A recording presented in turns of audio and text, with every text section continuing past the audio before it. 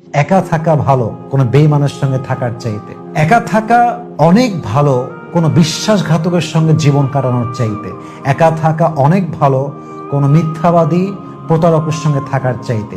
এবং আমি আমার কোনো একটা লেকচারে বলেছিলাম যে মানুষ না আসলে একা থাকতে চায় না।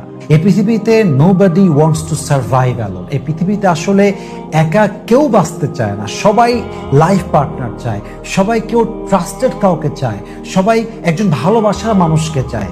কিন্তু মানুষ যখন বুঝে ফেলে, মানুষ যখন দেখে যে আমার লাইফের সবচাইতে আপন মানুষ, সবচাইতে কাছের মানুষ, আমার সবচাইতে মায়ার মানুষ, আমার কলিজার টুকরা মানুষ, এই মানুষটা মিথ্যাবাদী, সে একটা নিমক হারাম, সে একটা বেঈমান, সে একটা বিশ্বাসঘাতক।